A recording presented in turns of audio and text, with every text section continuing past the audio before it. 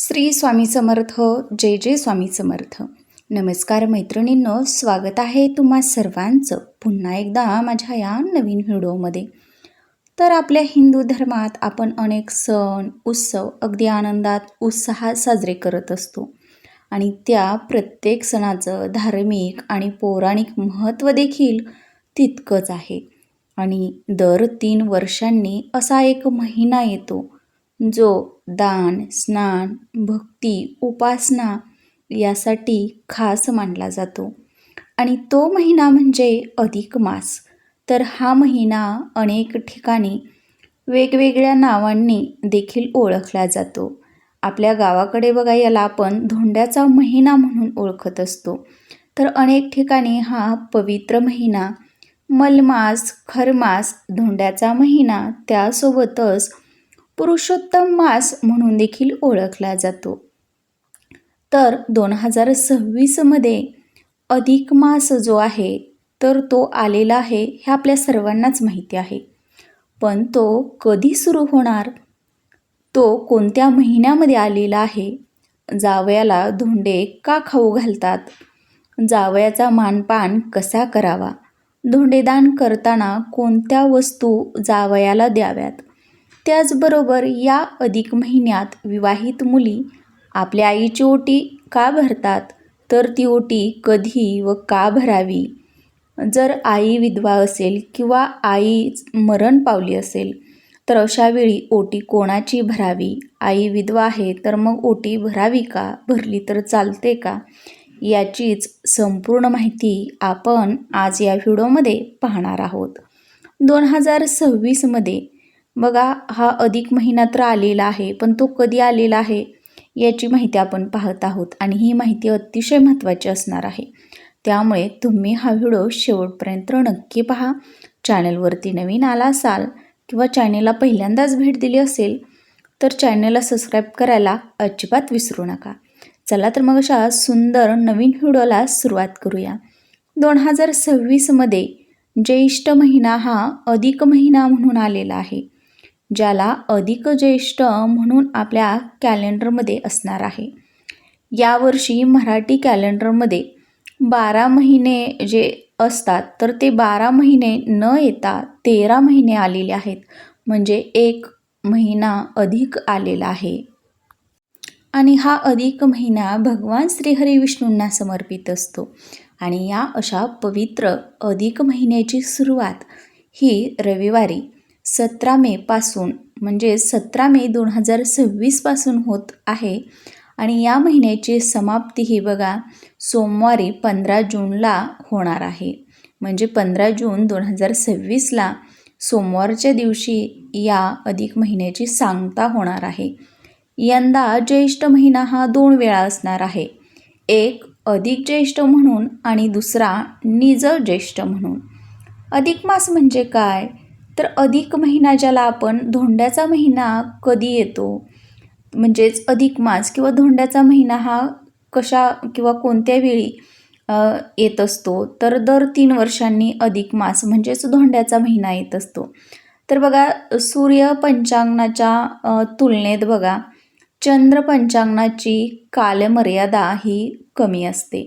चंद्र पंचांग हे 354 दिवसांचं असतं आणि सूर्य पंचांग हे 365 दिवसांचं असतं. त्यामुळं दरवर्षी दोघांमध्ये सुमारे 11 दिवसांचा फरक हा तयार होत असतो.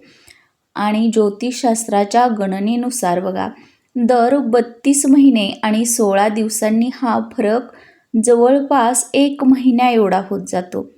आणि या वेळेचा ताळमेळ भरून काढण्यासाठी किंवा ताळमेळ साधण्यासाठी एक अतिरिक्त महिना जोडला जातो आणि तोच हा महिना अधिक मास म्हणून किंवा मलमास म्हणून ओळखला जातो.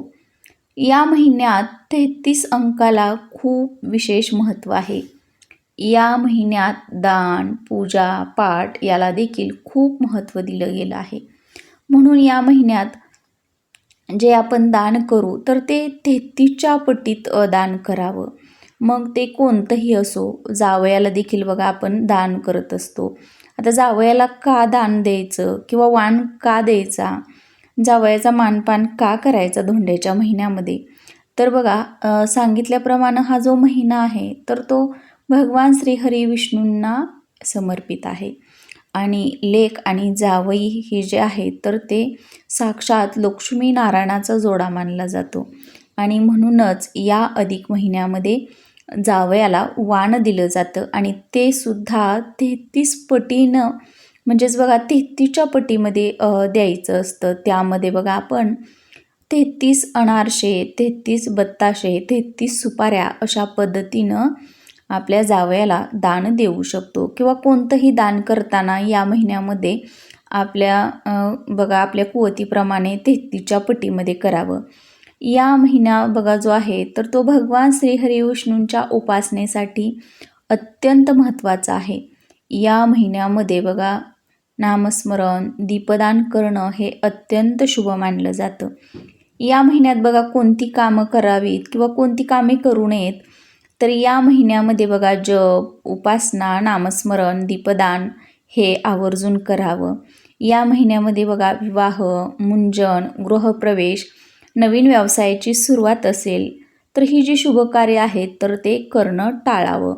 दानधर्म, तीर्थयात्रा, नामस्मरण, जप ही जी कामं आहेत किंवा ह्या ज्या शुभकर्म आहेत तर ती या महिन्यात केली जातात आणि याच अधिक महिन्यात ही जी उपासना करतो आपण, सेवा करतो तर त्याचं आपल्याला 33 पटीनं अधिक पुण्यफळ हे जे आहे तर ते प्राप्त होत असतं.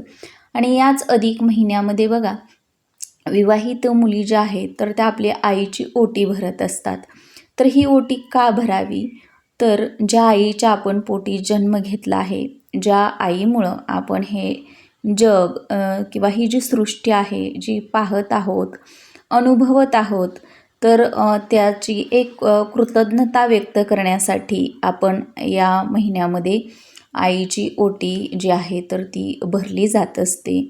तर आता ज्या मुलींना आई नाही किंवा ज्यांची आई मरण पावली आहे तर अशांनी आपली मावशी असेल, चुलती असेल, काकी असेल तर त्यांची आपण ओटी जी आहे तर ती भरू शकतो किंवा ज्यांची आई बघा विधवा आहे तर अशा वेळेमध्ये बघा काही भागामध्ये ओटी त्यांची भरली जाते किंवा आमच्या भागामध्ये बघा विधवा महिलांची ओटी भरली जात नाही. त्यामुळे आमच्या भागामध्ये या अधिक महिन्यामध्ये अशा आईची ओटी जी आहे तर ती भरली जात नाही. तुमच्या भागामध्ये जशा पद्धतीनं आईची ओटी भरली जाते तर तशा पद्धतीनं तुम्ही त्या परंपरेनुसार तुमच्या भागामध्ये जशी आहे त्या परंपरेनं तुम्ही तुमच्या आईची ओटी भरू शकता.